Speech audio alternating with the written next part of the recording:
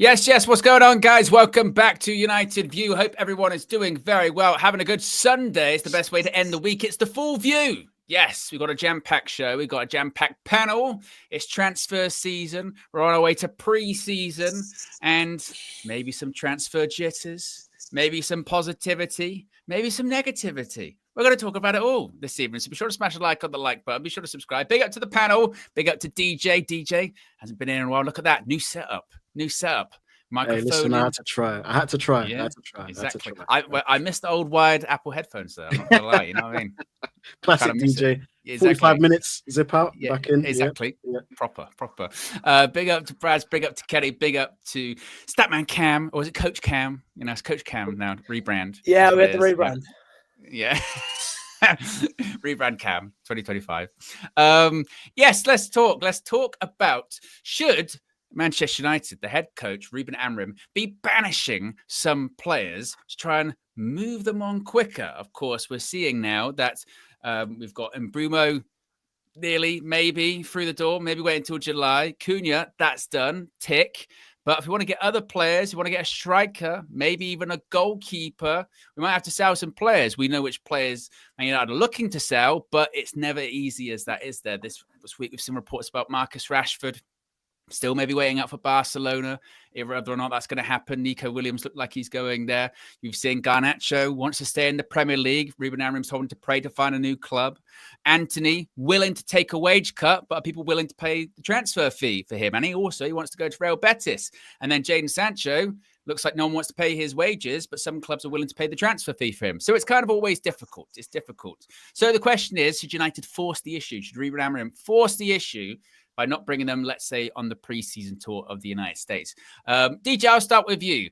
Do United need to get a bit more ruthless in pushing these players out, exiling them, banishing them? I think banishing is a strong word.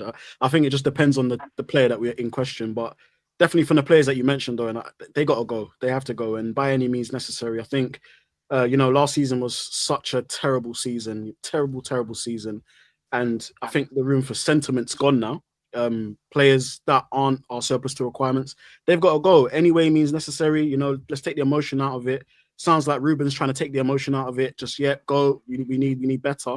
So whatever we can do, whatever business we can do, it needs to get done, and the players need to be moved on quite quickly. Cam, look, you've in the past you've said some things about some Man United players wanting them out. A goalkeeper comes to mind. You won't even get into it. Would you be ruthless this summer with those kind of players? Don't even include them in the pre-season tour to try and force a move? Yeah, and the goalkeeper wasn't on the list of players that you're probably talking about not bringing on a pre-season tour, but yeah, he doesn't. I don't think he deserves to stay either. He's been terrible. Actually, both of them.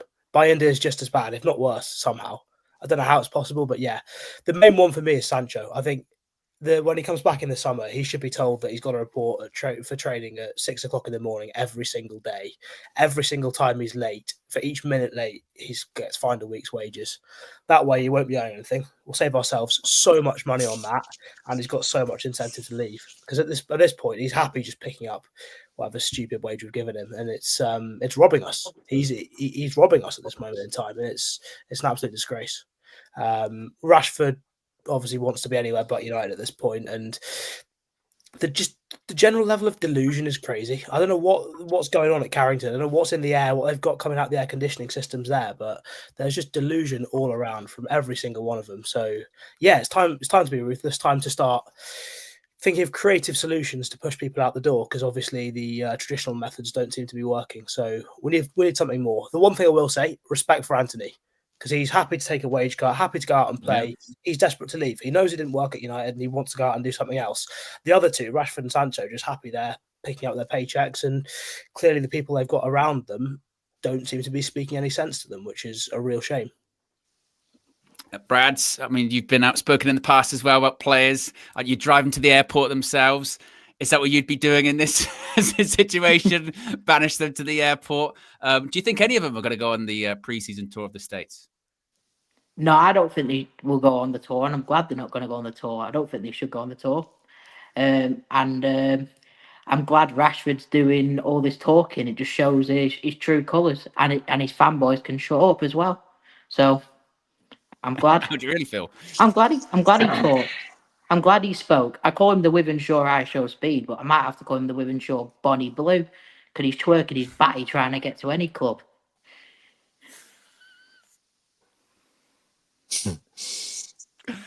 I mean, yeah. I'll explain what he meant by that, Kenny, later. It's fine. It was over my head, that lad. Yeah, it's good. It's good. I mean, I know it's late on a Sunday, but it's a family show. Kenny, how do I move on from that? What would you do? What would you do? Do you think anyone will be on the preseason tour? Yeah, I think. Oh, definitely they'll be on the preseason tour. I think they will be. Oh yeah, I think. What we just look at it from a fan point of view, and we have personal opinions about them as people. Yeah, look at that. Employment. And you know, they're no different than anybody else with regard to the law and legislation. These people's contracts are watertight. Yours may be watertight, whoever you work for, but these people, when you're earning that amount of money or whatever, they are absolutely watertight. So from their perspective, all they need to do is just sit tight. They just need to sit tight. From Man United's point of view, if you look at it now, them 4 or 5 players, even if you got bottom boot price, you should be getting £150 million in for them, for all of them collectively. Do you know what I mean? You're then looking at probably in excess of £1 million per week in wages. So can Man United afford to physically have them not actively playing football and promoting themselves? And as we know, Man United and fans over in Asia, over in America or whatever, they like to see the Rashfords, they like to see the Garnachos. And that, from the point of view of Man United, the brand, is not about Man United, the fans. That's about the brand and promoting the brand of Man United. Now, I'm not saying it's the right way to promote a brand, because we look at things differently. In particular with Sancho, 100% should never be allowed to step into Carrington again, just because of his behaviour, etc. Garnacho, a little bit of sympathy for him because he always appears to give his best on the pitch. He's just badly advised. He's a young man who's being badly advised. That's my opinion. As for going on, I don't think we can afford not to have them on the tour. Because if you could afford to just walk away from £150 million, then that's what you would do. That's what you would do. You would banish them straight away. You wouldn't have them going to the club or whatever. But all that does is cost them money and potentially a rate from their agent saying you discriminate against basically his employee, or is an employee of the club. No matter which way we look at it, doesn't matter if he earns £10 an hour or £100,000 an hour. He's still an employee, and he has a right to be treated with respect with regards to his employment contract. They will not, Manchester United will not look at it how we look at it about banishing them or whatever. We like that terminology. We like that terminology because we feel that's how they should be punished. But the law, employment law, would look at it completely different. Kenny, that's such a nice way of looking at it. Yeah. I think but it's true. It's true. What I would be thinking about doing now is, from a sponsorship perspective, what is the most embarrassing advert you could make Marcus Rashford, Jadon Sancho, Alejandro Garnacho, and Anthony do between now and the time they finally get sold? Every single day they need to wake up and be doing something more ridiculous than the previous day. Start off with, mattresses or coffee machines. Apollo tires. Yeah. Get them doing the most ridiculous. Changing tires on Carrington Kerper. Apollo tires. Yeah. I mean, well, with this though, because I've seen people bring up this as well with Ruben Amorim and the way that a lot of those names that we've mentioned there, sort of not maybe Sancho, but certainly with Rashford, with Garnacho as well, in front of the entire squad, allegedly basically said you've got to find a new club, or you better pray you find a new club. Has Ruben Amorim handled that the wrong way? Because it's given us a more difficult position when we come to negotiate, because they know that we're desperate to get rid of them. I mean, that's open to anyone. What do people think? What would happen if Ruben Amorim goes as a bad start to the season? Let's just say, hopefully he won't. Let's just say he's potentially on a very, very thin ice. And he could be gone himself before them players go. And the new manager could come in. We've seen it before. And I'm not saying with Sancho or whatever, but a new manager could come in with a different philosophy, with a different pattern of play. No 4-3-4, back to the old traditional 4-4-2. And Marcus Rashford's in your team. And Garnacho's in your team. So it's for Amorim. Does Amorim have that clout? Does he have the authority to do that? I don't think he does. I think we see that with Ten Hag or whatever, where we've seen it before, where managers have too much pressure. Too much responsibility with regards to that. We've said in the past we should be buying for the club, for football, not for the manager. We should have a philosophy about how we play football as Manchester United, not a manager coming in that can last maximum a season in some cases. And we've already wasted 600-700 million supporting Ten Hag. That's proven. They may not want to do it again, and letting players go to the value collectively of 150 million sat on the backsides. I don't think will happen. I think Ruben may have to bite his tongue on this one.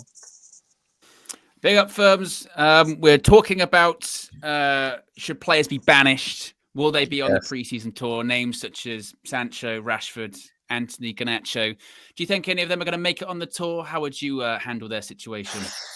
You know that luggage section on the bus? You know, at the bottom? That's where Rashford, Sancho, and all of them guys, you should just keep them there. Look, I've heard talk about wages, and I get it. I heard talk about money, I get it. But this is bigger than them. Do you know what I mean? This is bigger than them. What we're trying to do, where we're trying to be, the culture that we're trying to achieve, it's bigger than this guy on 350k or 300 and this guy on that. Like, what example are we trying to set? What are we doing differently if we're having these guys kicking ball for us again next season? It doesn't make any sense. Rashford came out and said, I want to change in front of everyone. Said it's time. I'm calling it quits. You got Jadon Sancho talking about freedom. Freedom from what? Freedom from what? You got Bell. You had a little fun. You got a recall. Now you're back at Manchester United. It's embarrassing for the lad. It's embarrassing. The team which you thought you secured, legendary status at when you scored your match-winning goal to secure them trophy, they don't even want to do you business. They don't even want to do business with you because your wages are too crazy. They don't think you're worth it. So he's back in jail. Don't pass goal. Don't collect 200 quid. He's back at Manchester United and he's stressed. And for me, look, if we have these guys playing for Manchester United again, we ain't learnt nothing. We ain't learnt nothing at all. Manchester United, the minute you let them start kicking ball, your Kobe Mainus, your Lenny Euros, and all of these other guys are going to be thinking, I can do and say what I want. And these guys are so desperate, it doesn't even matter. I'm going to be kicking ball for them. Nope, we need to be ruthless. I'll rather take the loss, lose it all, and keep it pushing. Do you understand? We can't have that coming. So keep them at the bottom bit. The bottom bit where no AC. You know them ones, no AC. I think one of the things here that gets kind of like misconstrued is that these players that we're talking about actually were given like substantial chances at Manchester United. They were given games to try and improve their form. They were given time. They were given patience. They were given effort. They were given, the manager to try and be sensitive to whatever they had going on in and outside of football. And these players just never stepped up. So I think just get rid of any way you can. Just find the best deals for us as a club. We're going to probably take massive losses on some of these players, but it is what it is. It's just a shit state that we're in at the moment. But just get them out. Let's clear them out. Yeah. A couple of super chats here. Joe Fleming says, DJ's back. Indeed he is. Dwayne says, a footballing group like City and Chelsea would fix this issue, buy some clubs and send them there. No talks needed. Just tell them, bro, your family help us. Amador says, big up DJ Talks. All the Sancho sexuals can join their freedom fighter and move to Juve. We should unleash Marcel on Rashi, Sancho and Anthony. Hashtag upregulate. I mean, that is a punishment. Unleash Marcel on them. Good grief. Eminem says, what's with the F you, I want you gone, but also F you for trying to move energy? Guy is lowering wages, pushing for the move. Is there on that one, is there a double standard? We kind of KG on Friday on the Trinity. He went off on Marcus Rashford. He went off on Marcus Rashford, and basically we're saying that, you know, Rashford abandoned us at our time of need this season, and blah blah blah. When others would say, well, actually, you know, Man United started it because Man United were trying to move Rashford on first, and Rashford only responded to that by doing the interview, etc., etc. Is there a double standard with that, with what Eminem's sort of saying there? We want them gone, but we No. also are angry because they wanted to leave. Brad? Absolutely not. He's been a joke for years, if we're being completely honest. So it's good riddance. I don't know why people are so have this sentiment towards him. To be honest, I think he's stabbed us in the back multiple times. To be honest, Cam, you were shaking your head as well. Yeah, for me, I think if he wants to come out publicly, like Anthony has done pretty much, and say, I'll take 30% off my wages, come and get me, fine. But he hasn't done that. He's not saying publicly he's reducing his wages. He's begging for a move whilst knowing that he's asking for so much that it's not going to happen. He knows exactly what he's doing. There's no illusions here. If you really want to move that desperately, do what Anthony's done, or do what a million other players done in the past, and force it. There's a way to force a move. He isn't. He's saying things to make himself look good and sound good, like he always has done, but he doesn't actually want to move. He just wants to keep collecting the same wages he's got. I don't think he cares if he plays football for the next 10 years of his career or not. It doesn't make a difference to him. He's perfectly happy just sitting in his house doing whatever he's doing. See, I don't know. That's the problem Minati's got. I see it as we've got two scenarios. I think with Jadon Sancho, I think he's probably less desperate. He's got probably 1 year left in his contract.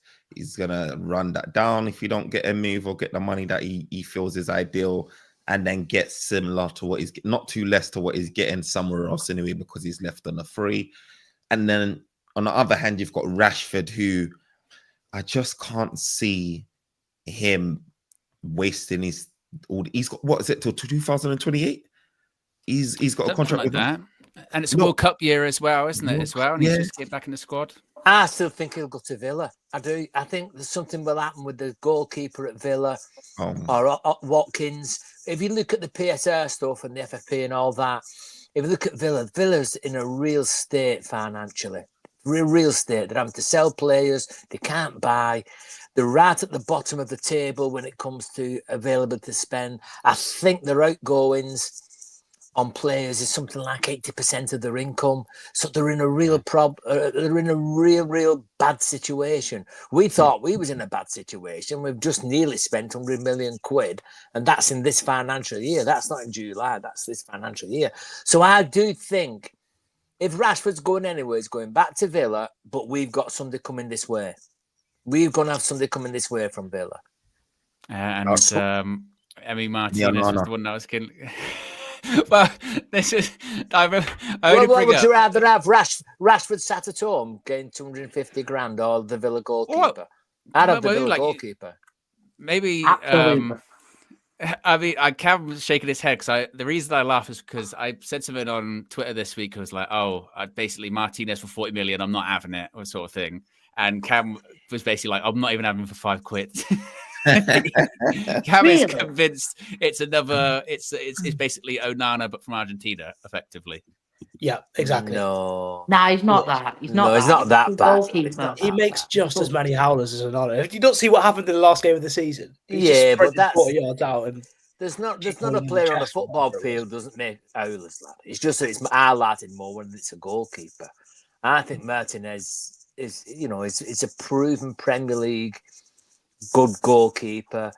He's had the top 4. They've had the European runs. He's had the World Cup winners medal around his neck.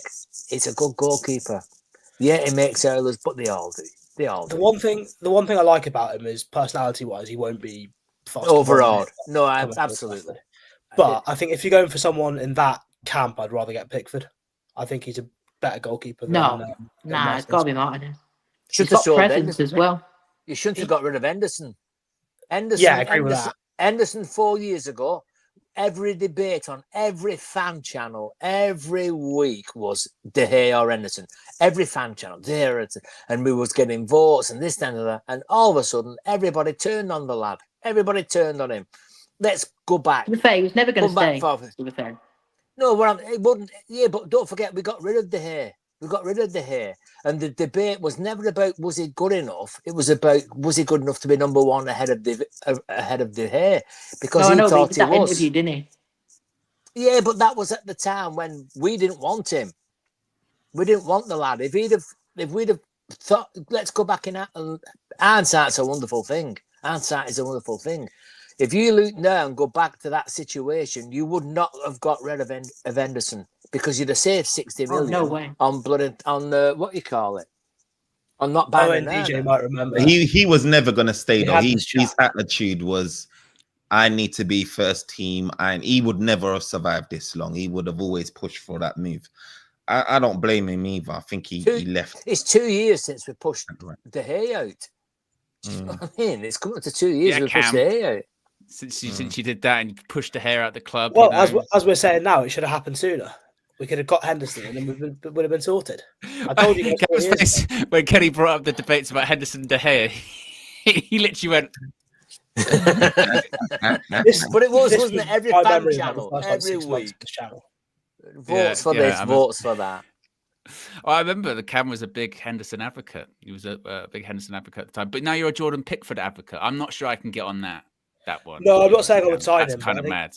If it's a personality, if you're going for a personality type keeper, Pickford's one that, again, sort of plays off the crowd, like rises to big occasions. For England, he's never really let the team down. So from that perspective, I quite like him. I don't think he's the best goalkeeper ever. As I said, when we got rid of the hair, I wanted Diego Costa in, but doesn't seem like that's going to happen for whatever reason. But yeah, I don't know the answer. I definitely don't think Martinez is the answer. He's a disgrace. I think he's a really, really bad. It's a disgrace. Well, yeah, I think he's one of the few goalkeepers in the league. I think Tom Heaton's got much better kicking than Martinez. Not to make it all about that, because we've seen the issues we've had recently, but his is so bad to the point where he can't even clip it to a fullback without putting it straight out of play, which is really, really, really poor for a Premier League team. And it just takes an option out away from you. I know we've sort of gone down this trap of getting a ball-playing goalkeeper who can't keep anything out of the net and all that sort of stuff. But there's a level at which you kind of have to be. And I think De Gea was better with his feet than Emi Martinez is, genuinely. Wasn't Atletico linked with Martinez as well? Because there was that whole, I think I heard something about Atletico. Barca were linked with him as well, yeah. Yeah, because Oblak, Oblak could be potentially someone that becomes available if that happens, Are we just saying in general about goalkeepers then? Like, because I feel like we've had this discussion. We've had a million times, but this summer, obviously, priorities look like 2 10s, a striker. How confident are we that we are going to get a new goalkeeper? Even this week, there were links about Onana possibly going. Now he's another one, wants to stay and fight for his place because he knows how good he's got it here at Man United. I mean, do we think we're going to get a new keeper, or are we going to have to grin and bear it another season with Onana? We have to get a goalkeeper. I think it just depends. I think it depends on what Amorim wants. I think he's made it clear that he would like a new keeper, but whether the market's going to allow us to do that, that's another thing entirely. I think we have to kind of look at what are kind of what's the most important thing to do in this window, and I think we need to go by priority first. Would you guys say that a keeper is priority? Because if we get it wrong, that could destabilize the whole team yet again. So the goalkeeping situation is a very precarious part. I think we might need a few more. I don't really like Onana. I was never an advocate for him. Yeah, we can go back in time and look at the previous full views and all the previous morning views. I was not an advocate for Onana, but hey, we needed a ball-playing keeper and he came in. But with that being said, I think it just depends on kind of what the market's allowing. We need top quality in goal. And if it isn't top quality, then no point, in my opinion. I think we'll get the goalkeeper, and I think we'll get Martinez, because I think Aston Villa would take either Garnacho or Rashford. I do. We need to get him for a reasonable price though. I think 40 million is a joke, and I think like 20. It'll be a swap deal. There'll be something done. Because remember, there'll be something done. Garnacho is one of those 100% profit type. You know what I mean? Like you can't just waste that in a swap. Do you know what I mean? Because of what it does for the books. He's one of the guys you don't want to do that with. But you're contradicting yourself. You're contradicting yourself because Why you say that? Because 5 minutes ago, every one of you had ditched him and he was staying at home watching playing on his FIFA all day. And all of them, all these players. What we've been saying with Rashford, you were banishing them Sancho, all. They need to be underneath the bus. With Garnacho, the thing about Garnacho, he's got value. Do you know what I mean? Like his I'm not disputing what you're saying. I'm not disputing what you're saying. We've got to make that. For me, we've got to make that work. And like, if you sell him, you know what you can spend double the amount or whatever it is they say with financial fair play. He's so important to our transfer business. I agree, and it's got to be playing to sell him. But and I'll go back. If we've got the 210s that we want there, if we've got the 210s and we get a new number 9 or whatever, then to me, Garnacho goes back to the player that he should have been 2 years ago, which was an impact player off the bench. And for me, I put him on the bench before I'd let him sit and fester. Put him on the bench, play his way back in, because Garnacho, impact player off the bench, was excellent. We, as we always do, we put him to somewhere at a height that he was never there. We raised the bar on Garnacho and he was never there. He was never that 90-minute footballer. He's proven that, but he was great as an impact player off the bench. And if we've got what we've got now with this new system and we've got our front three, I'd love to be able to look at that bench and see a Garnacho coming on. I would definitely, because that's what you need. That's one of the things that I was actually thinking about, Kenny. Is what is our bench going to look like? Because if we're getting rid of kind of, you know, the Rashford, Sancho, Garnacho, those three, for whatever we say here and whatnot, they haven't fulfilled the heights, but they're still relatively good players on their day. Absolutely. So it's one of those ones is what is our bench going to look like? Where's the strength in depth? And I think someone like Garnacho, I think, and this is a question just to everybody, do you guys think it's too far gone for them to stay or too far gone to be put to the bench because of all the personal stuff that's been going on? Do you think it's it's out of our hands? It's out of our hands, DJ. You know them ones like I don't even see them as players for us no more. It's out of our hands, bro. It's like they're just assets that are just wasting away. Like from when Rashford came out and said what he said, for when Sancho did what he did, and for when Garnacho comes out and says what he says, it's over. I think I don't know if there's a contractual clause that you just trigger naturally when you're just like, you know what, I'm out. For me, I just can't, like, I can even see Anthony coming back, yeah, and having a little shot than any of those other three you mentioned. Because but we're living his one, it wasn't like that. What we're seeing with these three, they said they want out, and the last thing you want, right, when you're building a new culture, having these guys infecting it. These guys, you're not going to be able to say, you know, we need to galvanize you and they're going to listen to you. No way are they going to listen to you. They're just going to infect any new signings you've brought in. We can't have them anywhere near like our team. We can't. And going back to what we needed last season, I don't know if people have forgotten, but when I saw Manchester United, we was crying out for the forward line to be addressed, which it looks like we're trying to do. But that goalkeeper position, yeah, is too wild because he affects 5 players now, not even your standard 4. Like he affects so many players if you get that wrong goalkeeper, if you keep this goalkeeper. And we're giving away goals too easily. It's just too much work to do. And I feel like we can't afford to be like not prioritizing a keeper. We just need a guy that can do the basics and standard things. He time wastes with the ball. When he eventually does pass it, he's passing it to the opposition. Like he can't save. He's getting beaten at the near post. Like guys are scoring goals from corner kicks. Like there's nothing that he hasn't done. And it was written on the wall in pre-season when he was getting lobbed from the halfway line. It was written. Do you know what I mean? This guy, what we've got is a Barthez reincarnation, and he and his high top needs to just get out of town. Let's get these super chats out, and then we've got some big developments. This I swear, this always happens to us for life. Big developments, and it's literally on what we're talking about as well. So it's going to piss people off. Mason says we need 3 or 4 outgoings this summer at a minimum. Dwayne says, these guys are the guys in jail that try and run shit, but they get beat up and go to the nurse to hide there for the next week. Luke Fraudulent, sure. Bye. Simon says, we need to be ruthless. Let's move on from toxicity. Amanor says, Cam, whatever you're smoking, stop. Pickford, seriously. Dan says, I'm so done with people talking about kicking when it comes to keeping. We need someone to stop the ball going in the net. Don't care if they can kick the ball or not. And Jason says, Garnacho is walking about with an Aston Villa top with Rashford on the back. That fraud has to go. Now, you might say, what's Jason referring to? Well, on Instagram in the last couple of minutes, Alejandro Garnacho has posted this, which is a picture of him, yes, in a Marcus Rashford Aston Villa shirt. I saw it. And Marcus Rashford has said, my brother there.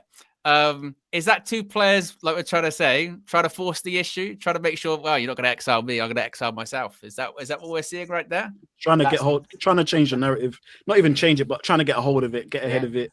Optics is everything. That's Martinez, our next goalkeeper, and one of them two going to Aston Villa.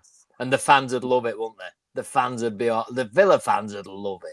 And I'd be delighted as well. I know you would. I know you would. That's what I was going to ask, Brad. What's your reaction to that? What's your reaction to seeing him walk around in a Villa shirt?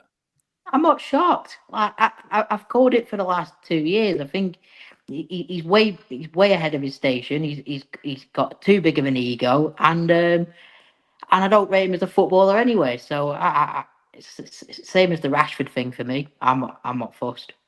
But how do we sort the problem, though? How do we sort the problem? Yeah, that's the question, isn't it? I mean, do you know what I mean? How do we sort it? And maybe, and this is part of the problem, I suppose, isn't it? Is that with United, it's always stuff like this. It's always games, isn't it? Games on social media. Because let's be honest. Let's be really honest here. That's not an innocent post of I'm just going to support my mate. You're in an Aston Villa shirt. You're linked to a move away from the club. It's very calculated. And I don't know if he's gone to Rashford and said, let's do this. He's probably put it, and then Rashford's seen it and gone, oh, I know what he's doing. I'm gonna put something there. But there's a subtext to all of it. You know what I mean? A silent subtext, and it's just more drama, isn't it? He's got a Man United. He's got a Man United Rashford top that he could have worn. That. Exactly. He wore that for a reason, and it's more of the culture that we don't need. Absolutely. It's just more of the culture that we don't need. Like, we're in this. You've got a guy that will say, I get what he was saying. He got us to the final. He contributed in that sense, and he didn't get to play it. But it's more of the fact that he feels very entitled that anyone should be able to get it at any point in time at Manchester United. You can feel upset, you can feel sad, but don't be surprised if anyone gets dragged out and get benched. You should be like, okay, I understand, because the guys ahead of me are ballers. Right now, Manchester United is in dire state where we've got these youngsters looking ahead of them, and they don't see no one ahead of them that's better than them. They are the guys. And this is the what issue. Annoys me, though? I'll tell you what annoys me is that football players literally can control their own destiny by how they play on the pitch. Absolutely. They have a say in it. They have a say in it. And unfortunately, the players that Garnacho and the Rashfords, as I said, they've been given up team chances and just couldn't perform at the highest level when we needed them, right? So with that being said, we cut losses. Now, that post, him and his brother, they've been doing stuff like this for a while. Yeah, they've been doing, this is the usual suspects creeping up again. And I can't wait to see the back of him, because I saw his comments once the Europa League final was done.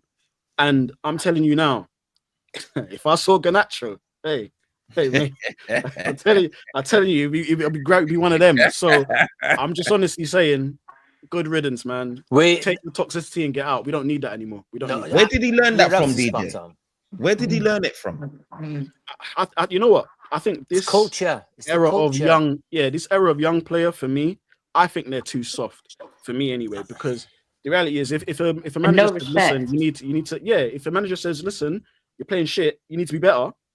Then back in the day, players were like, right, they roll up their sleeves and go and prove it in training. These lot, they just throw their toys out of the pram, and this is what you get. They run to social media before even running to the manager and having that conversation. The culture within the club allows that, and it's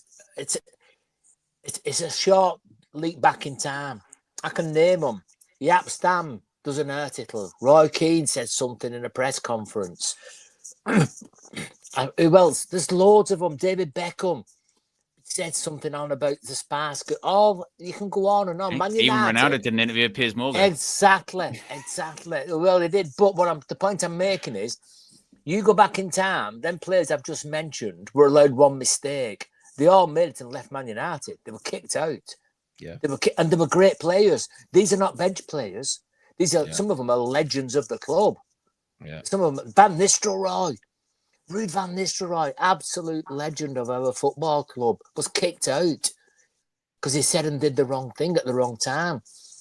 And what we don't have as a football club, you do not have that culture, because the culture, we speak a lot about player power, this and that, and that's a fact. I'm not saying it happens at other clubs, but our club, for whatever reason, could you imagine Mo Salah?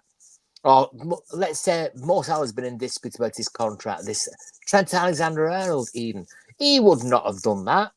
I know he's upset the fans and this and that, but they don't stoop that low. He was learning Spanish. Well, Kenny. yeah, He was learning Spanish. Yeah. Pretty good too, isn't it? Pretty good for a week. I tell you what, give me that tape what he's using. I'll learn it in a week too. Yeah, it was good, no, but it's true, isn't it? It's that clubs, people at other football clubs, footballers that seem to want to move, that face is not fitting. Jack Grealish has not said a dicky bird. Jack Grealish hasn't played a game proper for 18 months. He's not said a dicky bird. Our players are allowed, for whatever reason, to do and say what exactly they want, and all it does, it makes us a laughing stock, and it makes our football club a laughing stock. I actually don't think Garnacho is grateful for the opportunity he's playing for Man United. I don't think he's grateful at all. I think if you look at Casemiro, he basically effectively got banished from the squad as soon as Ruben Amorim came in, and he only started getting games until players got injured. He didn't start coming out and moaning. He worked hard. He worked hard in training and said, "No, I'm going to fight and get back in this team and prove that I've got quality." And look what he's done in the game. He could have easily come out and said something and said, "I don't want to be treated like that. I've won 5 Champions Leagues." So I don't know what gives Garnacho the right to do all this nonsense, but I think it's a joke. Bradley, I saw Harry Maguire, right, get stripped of the captaincy. Yeah, definitely another one. Almost forced out. Look, he was an international laughing stock, bro. If you're down with the memes, you will see African Parliament, bro, talking about this guy here, saying Harry Maguire, making jokes about this guy here. Internationally in Africa, bro, this guy still kept a solid head. I don't know what happened to him in Ayanapa or IB form. I don't even know where he went as well. That madness that happened with him over there, he's still locked in. Do you know what I mean? And came back. You had guys like Wan-Bissaka as well, outcast. Look, this happens every time. There's more guys that are upset than are going to be happy in a squad. You know what I mean? Like, there's going to be more. It's how you manage it. We've got these superstars here that just feel too entitled at Man United. And the reason why is because they're not superstars. They're not superstars. They've done nothing. In the history of Manchester United, they have done nothing. Garnacho has done nothing. Nothing, so bro. So his ego is a superstar. To have that ego, he has the ego of a Ronaldo, but can't even do Ronaldo numbers. Can't even do He's no better than Januzaj. Well, Bradley always he drops that bomb, you know that one that just silences you. Puts a button on it. That's the full stop. Bradley, is there any footballers you like? Is there any footballers you like, Bradley? Is there any at all? There is. There is. Go on.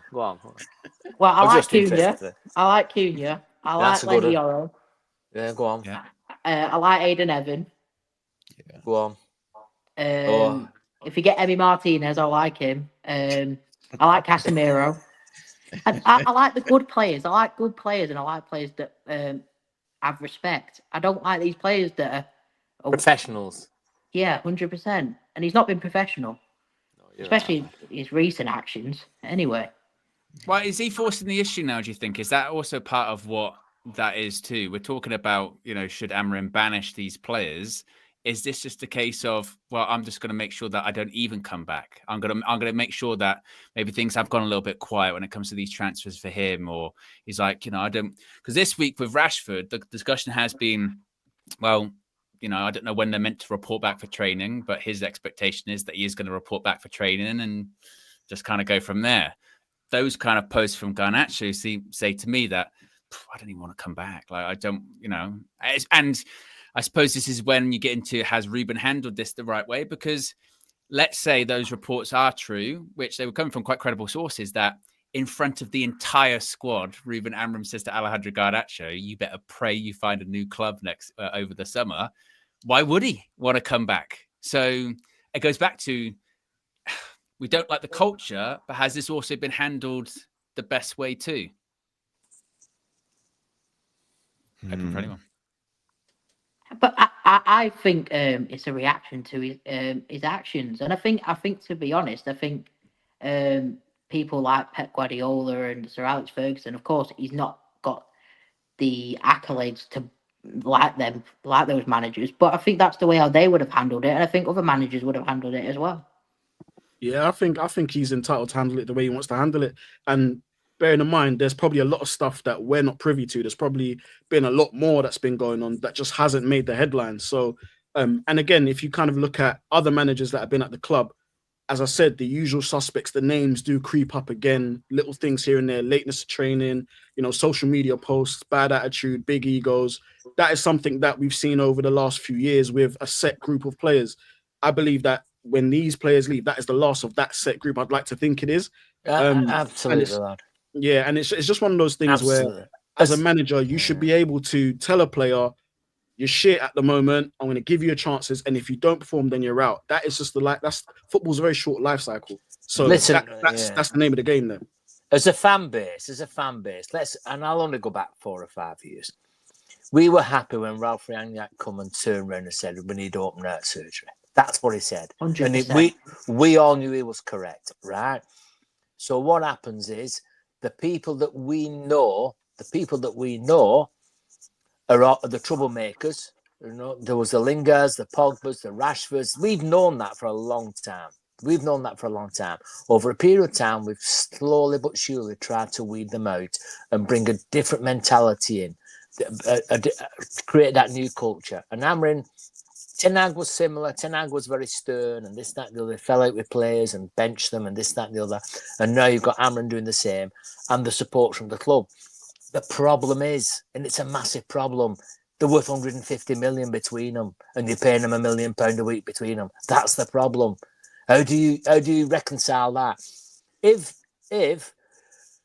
and I'll go back to, all right, if we had the money, what should happen in any proper football club is you say to Marcus Rashford, you say to Sancho, you say to Garnacho this, you are not fit to wear this shirt. We are paying you a contract up. You will never play for this football club again. Will you play? We're not bothered. We will write off 150 million. We'll write it off. You've solved your problem. Right? All right, it's cost 150 million, right? Or whatever, because you've got to pay all the contracts up. But what that definitely then you set your standard then. You set your standard. The problem we've got now, and we've touched on it, what happens to the Dorgus and these lads if they see Garnacho flying out to America on this, that, and the other? It doesn't send the right message home, does it? No. And I know, like I said, I know I've gone on about the fact that can we afford to get rid of them, this, that, and the other, and this, how much we're paying them and paying the contracts up or whatever. But just imagine being a young footballer, in the academy or wherever, coming into Carrington every day, seeing these people rolling up in he could easily turn up at Carrington in a bloody that Rashford shirt in. He wouldn't think twice of turning up. He'd be on the plane with his Rashford shirt on, his Villa shirt or whatever. Do you know what I mean? To rub it in. Probably wear it on the pitch. But well, yeah. But this is the modern player, isn't it? And then this is kind of what DJ and Firms and I suppose yourself, Kenny, are saying. This is the modern player. Whereas in the past, when those things happened, the only sort of avenue that a player could maybe do would be go to the media, and they wouldn't really do that, because it's bad luck going to a journalist or what have you.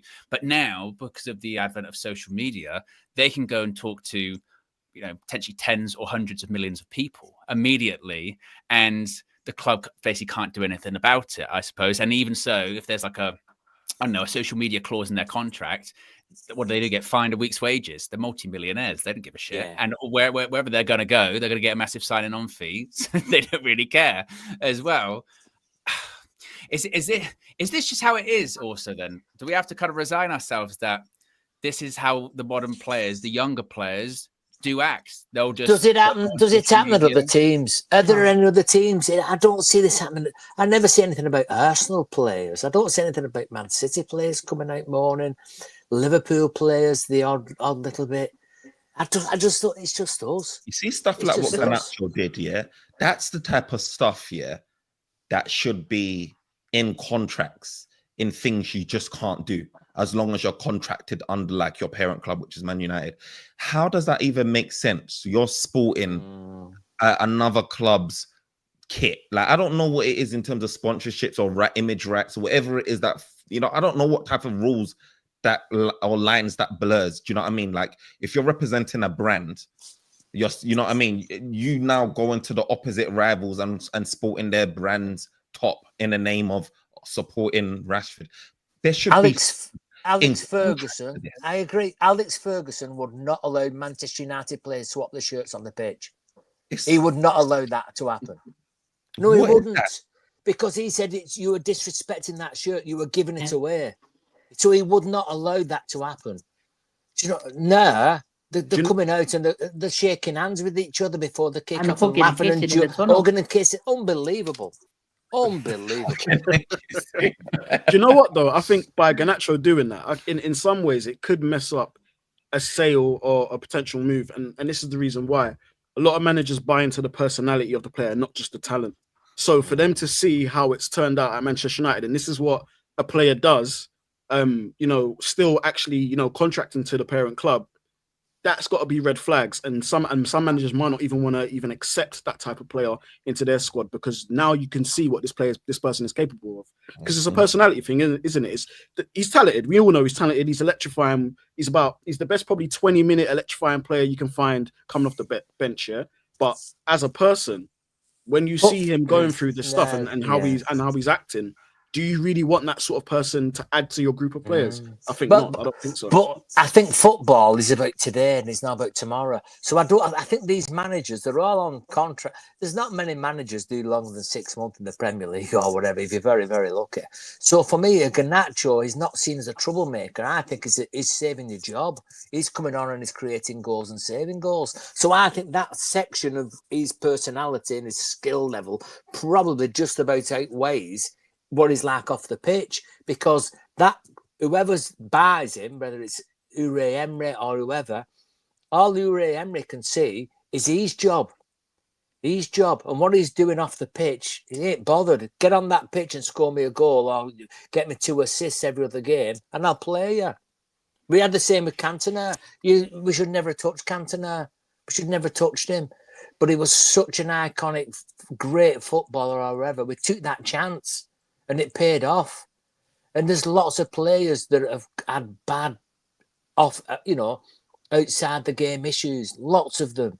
And managers know this, but they also know they can deliver on the pitch. But the thing is, Kenny, that those players that you're talking about in previous years and whatnot, they actually were match winners time and time again. They were undeniable. So absolutely, managers would sacrifice a little bit of ill discipline here or there because they know on Saturday, Sunday, they're going to be scoring goals. They're going to actually win us the game.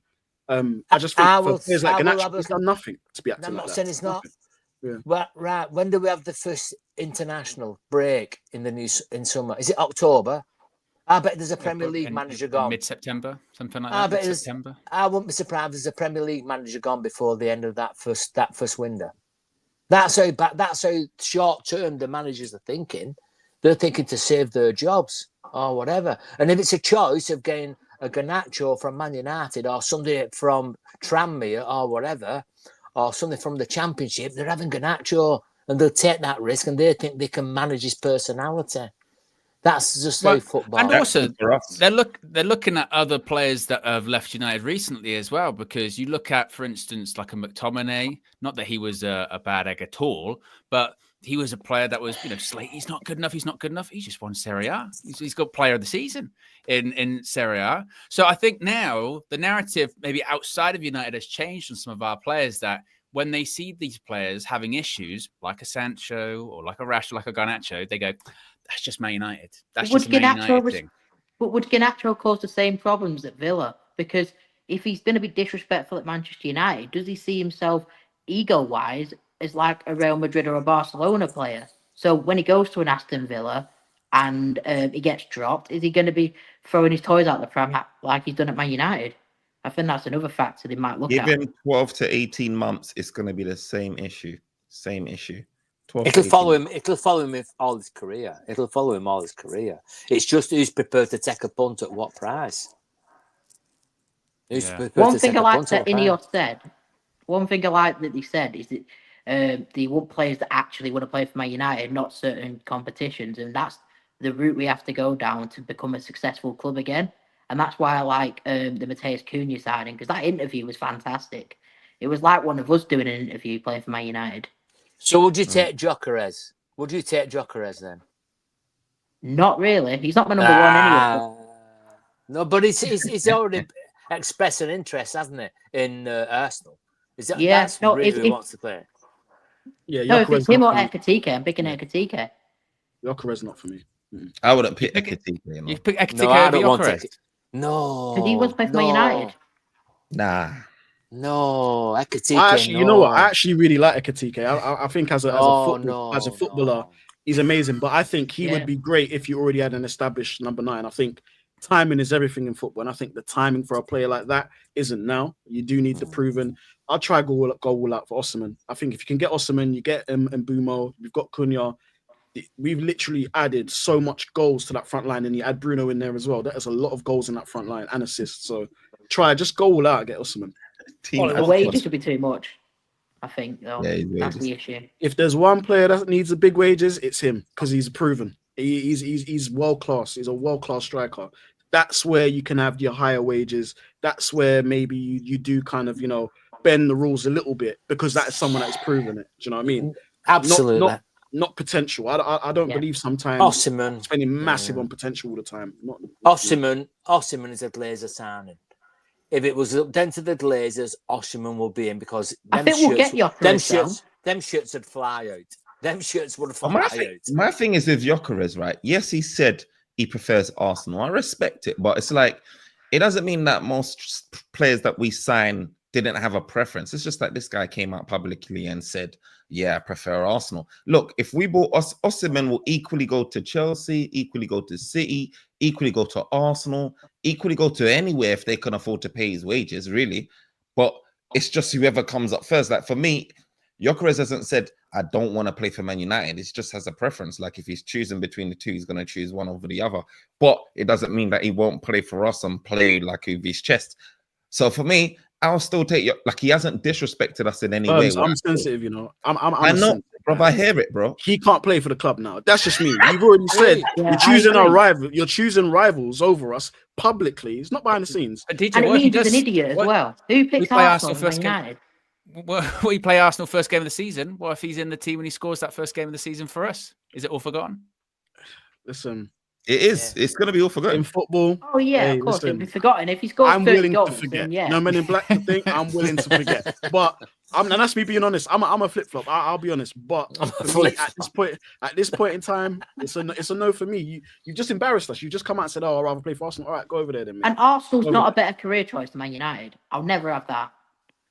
Even if they finish second 3 times in a row, they can be the bridesmaids all they want, but they haven't won anything for 5 years. We've won 2 trophies. We've won more than them.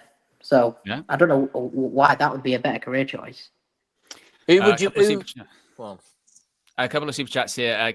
Dan says, little question towards the panel. Do you think there's an issue with the mentality of the academy players? Think about the players that's come out of it. Pogba, Lingard, Garnacho, Rashford, etc. Are we concerned about mentality of academy players? I think, here's a caveat I don't think we've actually spoken about in regards to that. Agents. I think agents play a massive role behind the scenes in, getting in these players' ears. Oh, no, you're worth a lot more. I think agents paint a picture for young players, especially ones that are, just coming into men's football properly. I think agents do have a say. I think they're quite, if it depends on the agent, you can get manipulative agents, you can get really good agents. They're the ones that are really the driving force behind players. They're the ones that put the batteries in the players' back and say, no, go and ask for that much. Because that player is your age at da-da-da-da-da. He's getting that. You should be asking for that. And sometimes it isn't the right move. So a lot of them are getting kind of, I would say ill-advised, in my opinion. I think they're getting ill-advised a lot of the time. So sometimes we have to kind of discern what is agent talk and what is actually coming from the player. I think that's And also I social think it's a media. generation thing. Yeah, I that's think what it's was my gonna- generation. Yeah. I think people in my generation don't like the word no. I think they surround themselves around yes people, and I think it's actually them doing more bad than good. I think if they had people that actually were actual friends rather than people that are just looking to take advantage of their talent, then it better off for them. And also, like I said, I think also it's DJ talks about agents, which I think is very valid. I think also you see these images after games when they go into the changing room. What's the first thing they do is they're on their phone, scrolling up social media, and you've got 1 million people or more telling you if you scored that day, how amazing and brilliant you are. And obviously, if you've played bad, how shit you are and how and how awful you are. But that feeling of coming off the pitch, scoring, having the euphoria of scoring a match-winning goal, Stretford end or whatever for Man United, then going online and getting the dopamine rush of all this stuff. You're so great. You're so great. You're so great. How can you not buy into that eventually? I think maybe this was Brad's is right. That's where you have to surround yourself with the right people to tell you, like, that's just social media. That's just fandom. You're good, but you're not that good yet. But you can become that good later on. So sometimes Jadon Sancho's got shit friends. Jadon Sancho has the shittest friends in the world, mate. Yeah, exactly. His friends. He was sitting idly by while he was carrying on with them, and Ten Hag was there. It amazes me. But again, if you look at it, they're young millionaires. It's how grounded they are, isn't it? How grounded are they? Yeah. Do you know what I mean? Yeah. It's not the they've been. They're not real friends, though. Talent. They're not real friends. They're just looking to take advantage of his finances. But the young people that have been given a God-given talent, and sadly they're being badly advised. Yeah.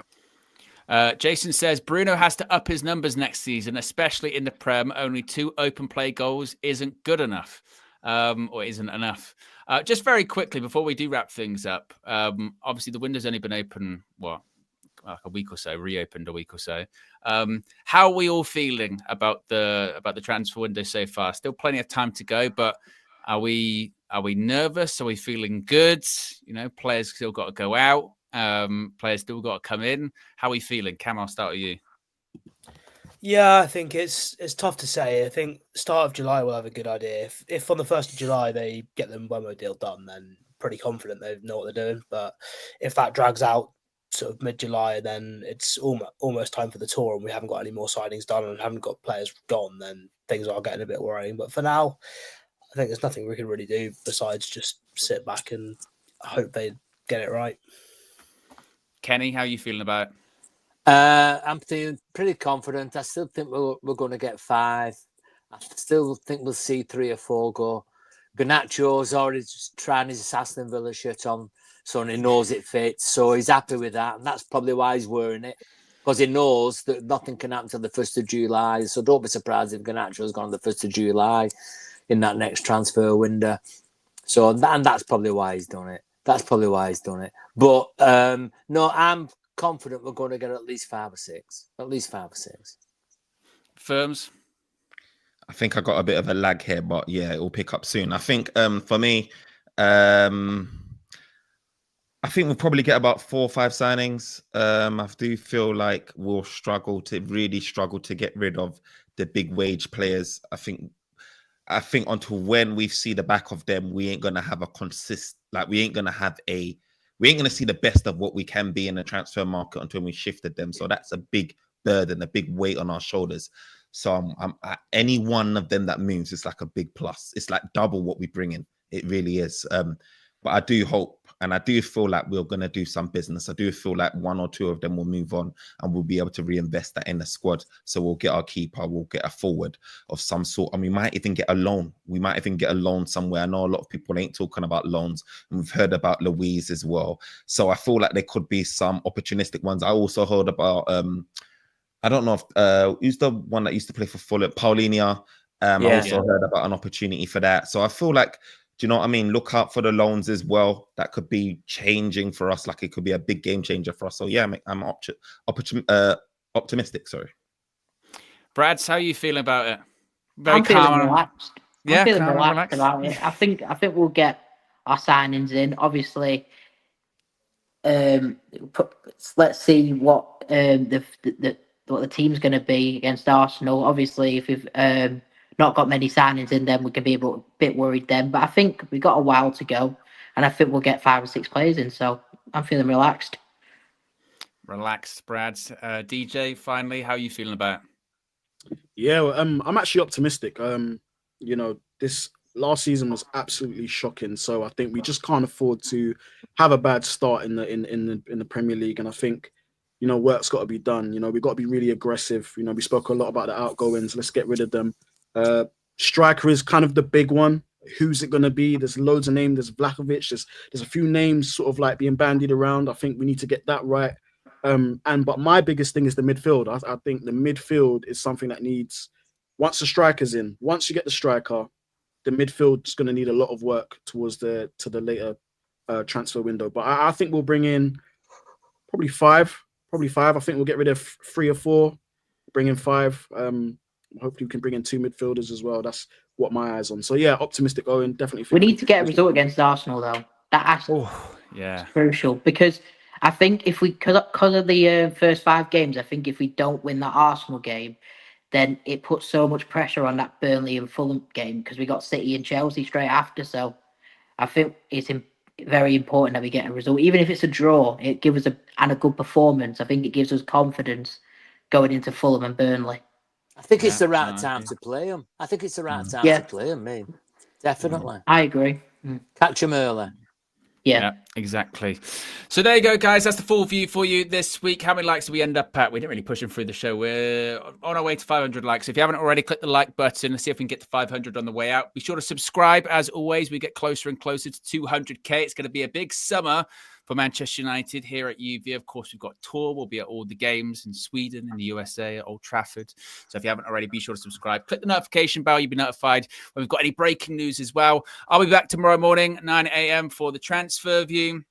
Actually, an upgraded transfer view. We've got some new graphics and some new intros coming tomorrow as well. Very exciting stuff. So stay locked in for that. Big up to the panel as always. Big up to DJ. Big up to Brad's. Big up to Firms. Big up to Kenny. Big up to Cam. And we'll be back same time next week, 7 p.m. for another full view. We're out of here. Peace.